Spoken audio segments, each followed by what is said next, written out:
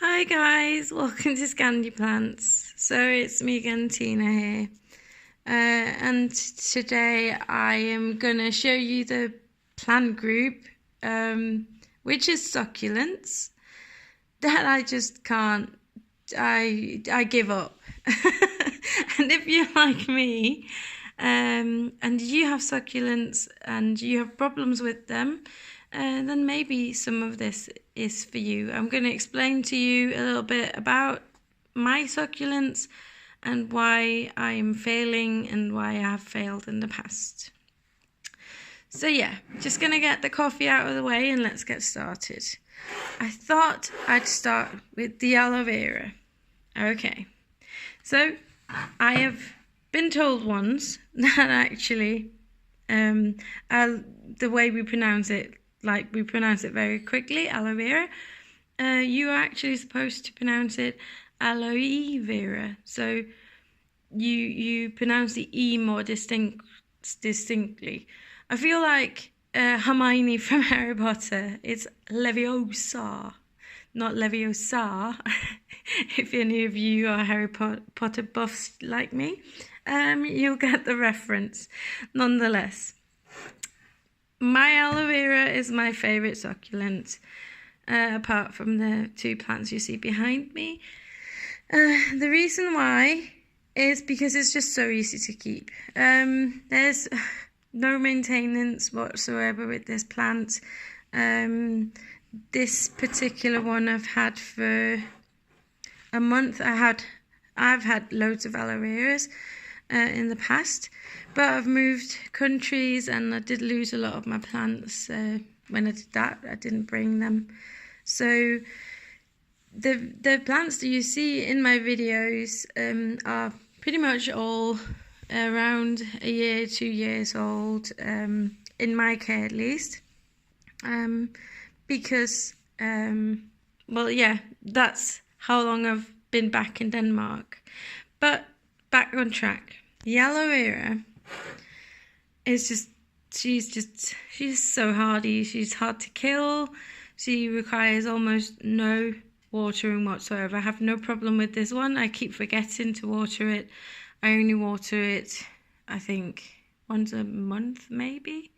I'm not even considerably sure that that is the right way to do it, but again, I feel, I see, and I do.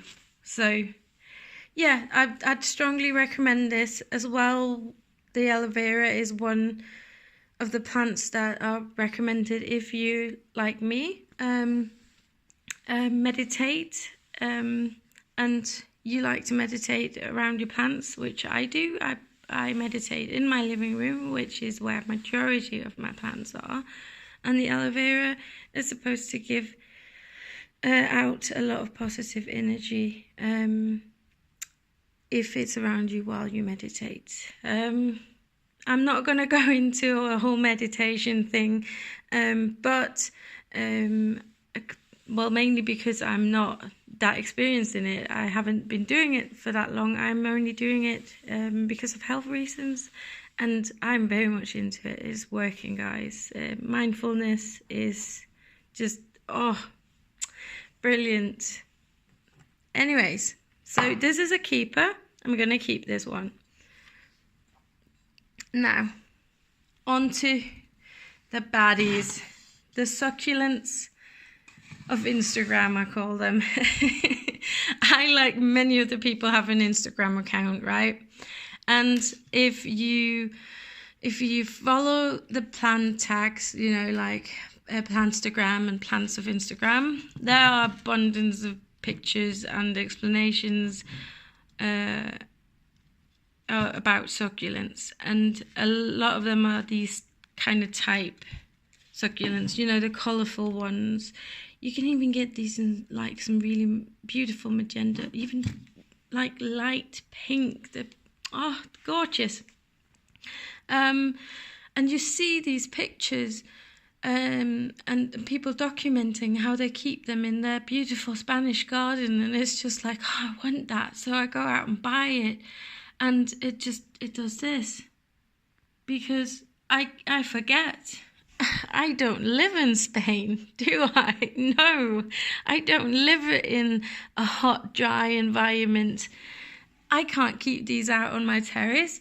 I have to keep them inside my house. Where I put them, they don't get enough light. And what light I do have, I prioritize for the plants. So the reason why I'm doing this video is I actually thought, why am I keeping these plants that I don't prioritize? I'm actually not really bothered with them anymore.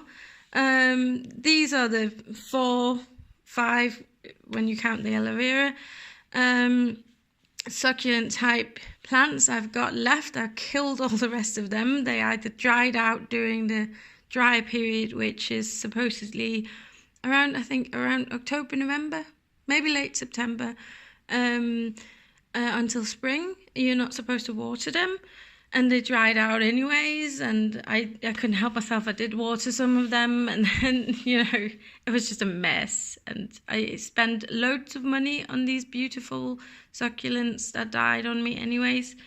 So this is the sole survivor of that craze that I had for this winter. And I have officially given up because it doesn't look nice from where I stand. It's not nice looking at a leggy plant, and they stretch out because they need the light. And even though I live in a country or an environment where it gets really dark in winter time, and I do have artificial lighting for my plants, but that's reserved for my orchids. I am cramping my orchids in every shelf corner in there. I'm not gonna put a succulent in there because I don't prioritize succulents. Succulents are not my main part of the plant hobby.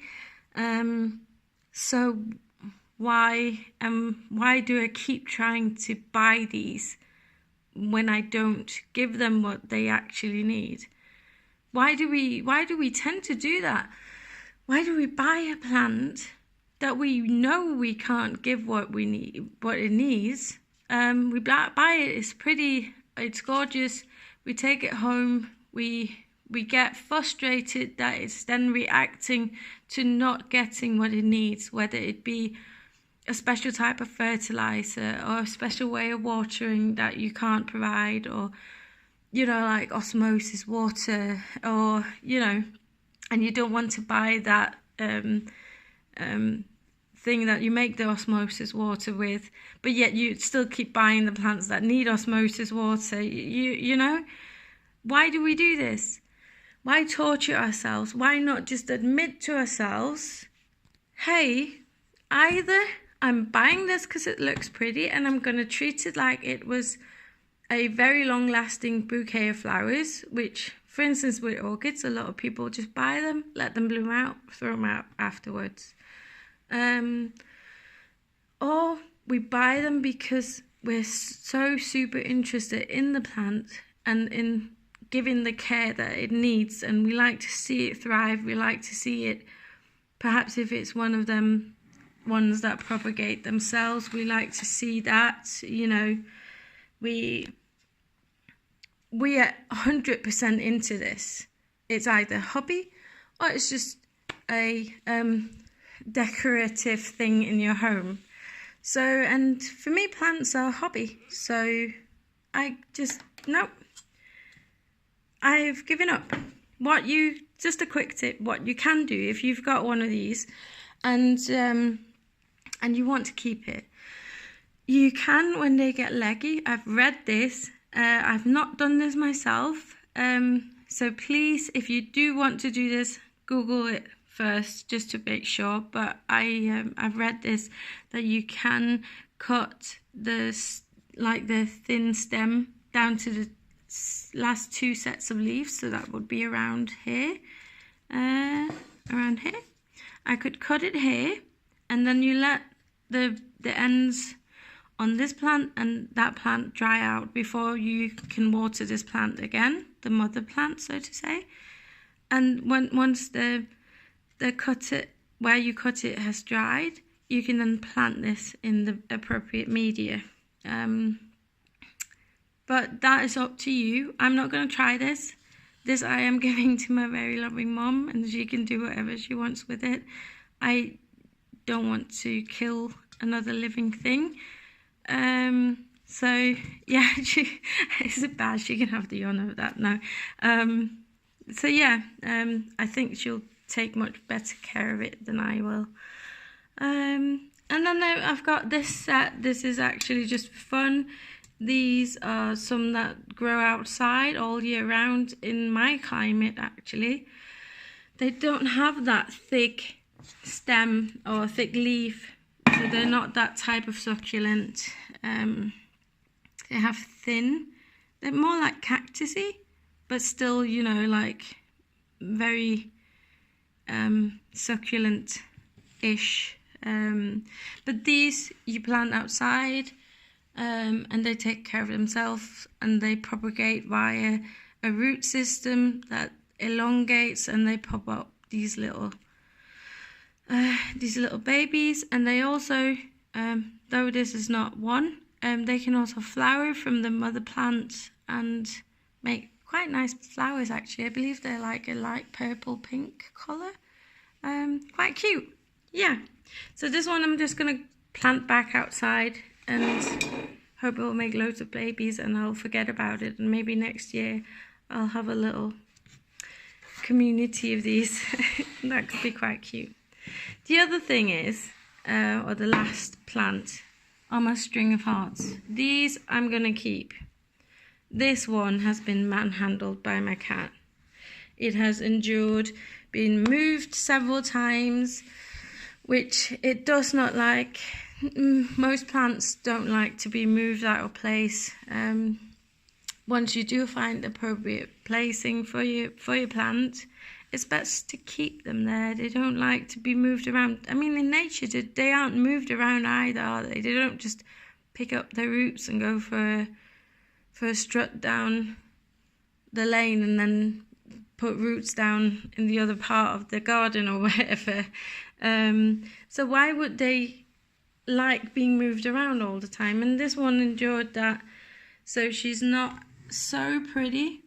Oh, the sunlight's kind of going, but I hope you can see it anyways. But I've been taking really good care of her, and all her leaves are starting to come back, and she's producing a lot of new ones. So yeah, I have high hopes for this. This one is a year old, and it means something. It has a sentimental meaning that I won't go into, but which is why I want this to stay alive and thrive. Last but not least is another string of hearts.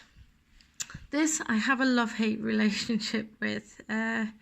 This I bought like this, thinking I could easily untangle this from that stupid round metal wire that they come with. I'm sure you have these too. I mean, I hate them, and they also come in like a heart-shaped wire thing, and they've got like different type of hanging plants on there. I hate them. My God, just what's nice about this shape? I don't understand. This one I bought, you know, without a decorative planter thing. I could plant it on my own, and I could, you know, make it look like I wanted it to look like, which is what I did. I like them hanging down. Sorry for the voice crack. I like them to hang down, and I like them to look natural. And this is just don't, because then in the end, this is individual to me. I've got little stones in here holding it down. These stones are some stones that my kids collected at the beach and painted on them. And this is just, again, what I call IKEA home. You know, There are loads of copies of these, and you can see these in multiple windows down the street where I live almost. And what's fun about this? For me, because I do have a kind of an eclectic style, or the way I decorate my home, I like to have it, everything has to, well, not everything, but most things, apart from the sofa, the chairs, you know, the furniture, but my decorative things have to represent me. They have to say something about my personality. And so if you look at this plant and the way it's decorated, because of the stones and whatnot, it's me. This is how I am. I'm not like this. But I love the plant. I just don't love the way it's potted, if you get me. So, are you anything like me when it comes to that? Like, just in general, do you like having things in your home or with your plants as well that you decorate so that they fit your personality? So that when you have guests over, or when you, if you take a picture, it won't look like your next door neighbour's decorative pots or windowsill or whatever. You know what I mean? If you do, please leave a comment down below. I'd really like to know if it's just me being weird. Maybe it's just like a thing. I think it's after I turned 30. It's really important for me that my things in my home have my personality. But maybe I'm just weird. Anyways, if you are struggling like me with succulents, or just in general any plant group really, maybe perhaps you should look at it and see what you want. Because if you really like them just because they're cute, but you won't be bothered with this during winter and getting artificial lighting and whatnot, then be honest with yourself and say, I'm getting this for summer and autumn, but come winter, it'll no longer be here. I'll give it away, or it'll die, or whatever. Maybe I'll get a new one next year. Just don't stress about it. Just relax and enjoy your plant.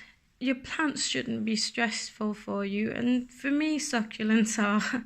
So I hope this was useful for somebody out there. If you liked it, you can give it a like. If you want to see more, you can push that subscribe button. Don't forget to push the bell button next to it as well, or you won't see all the updates. So that's it for me. Have a fantastic day, guys. It's beautiful outside. Bye.